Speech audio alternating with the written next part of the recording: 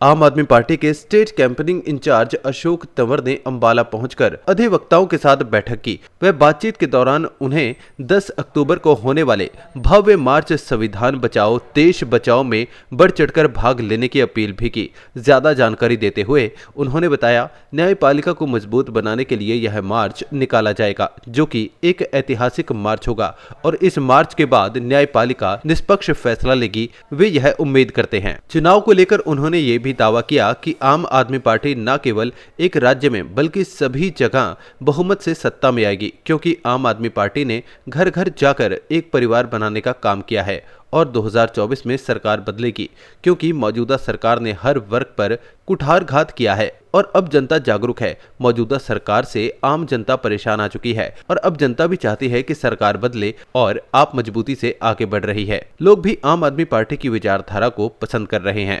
हम लोग सब लोग एक अपील लेकर के आए हैं। जिस तरीके से न्यायपालिका के ऊपर, देश के ऊपर, संविधान के ऊपर 140 करोड़ लोगों के हितों के ऊपर जैसे प्रहार हो रहा है, आज आवश्यकता है एक मजबूत न्यायपालिका की।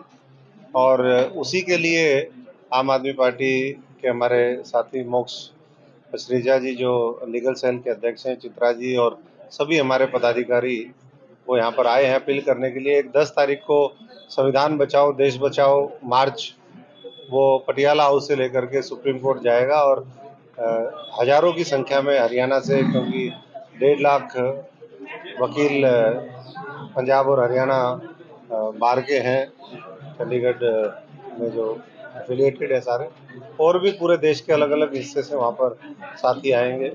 बार बार जिस तरीके से सुप्रीम कोर्ट के भी आदेशों को सरकार जबरदस्ती बहुमत के आधार पर, लोकतंत्र में जनता सर्वोपरि है, लेकिन उस मैंडेट का दुरुपयोग करके अगर आप चुनी हुई सरकारों के अधिकार छीनोगे तो मैं समझता हूँ कि ये देश कभी बर्दाश्त नहीं करेगा।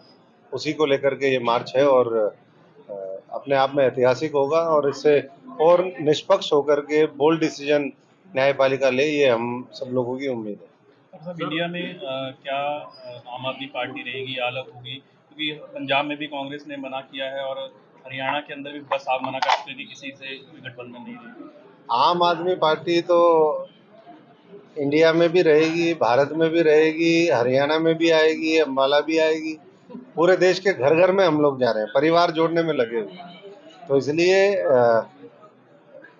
धीरे धीरे जो शीर्ष नेतृत्व है, जो कहीं ना कहीं थोड़ी बहुत कोई चीज़ें हैं, तो उन शंकाओं को दूर करेगा और आने वाले 2024 के अंदर देश प्रदेश में ये सरकार बदले, जिन्होंने हर वर्ग के ऊपर प्रहार किए, उनके हितों की रक्षा करने के बजाय उनके हितों के ऊपर जिस तरीके से कुठाराघात हुआ है, तो उसका मैं समझता हूँ कि अब समय आ गया, लोग बदलाव देख रहे हैं, मिलकर के सुनिश्चित करेंगे बदलाव। ठाकुर साहब की चर्चाएं भी है कि अम्बाला लोकसभा से तालमेल हो सकते हैं। हमने तो बहुत पहले ये स्पष्ट मना किया है लीडरशिप को।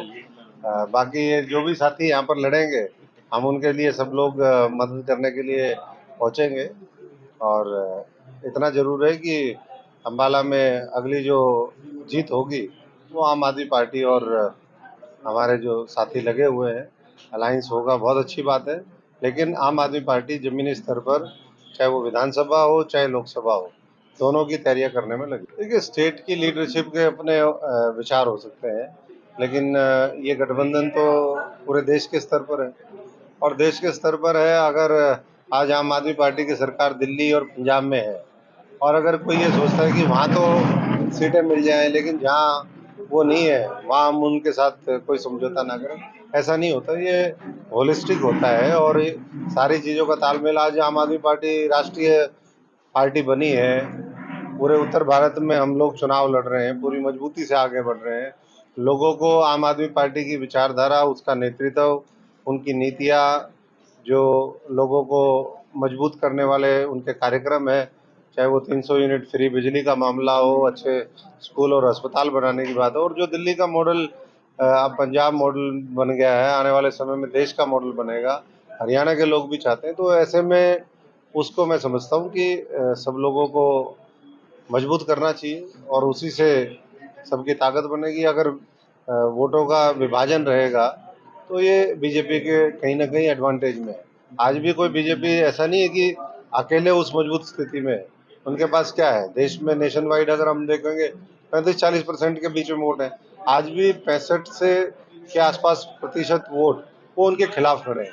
उसको एक साथ जोड़ने की आवश्यकता है। हमारे तो बहुत कारण थे, वो 6 साल संघर्ष करने के बाद अगर अच्छे उम्मीदवारों को, चाहे वो चित्रा जी हों, इनके फादर हों, ऐसे ही करीबन 30-40 लोग ऐसे हैं, अगर उनके मेहनत को, उनके अनुभव को देख करके अगर उस समय टिकटें दी जाती तो आज सरकार कांग्रेस की होती। बाकी जहाँ तक नारों का सवाल है वो तो सभी के खिलाफ वहाँ नारे लगते हैं, चाहे ऑब्जर्वर आए, चाहे प्रभारी आए, चाहे कोई और आए। तो गुटबाजी का शिकार पार्टी है, लेकिन ये उनका अंदरूनी मामला है।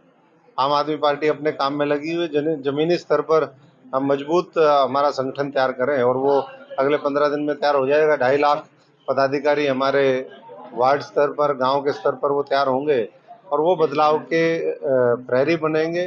वो बदलाव का आने वाले समय में सूत्रधार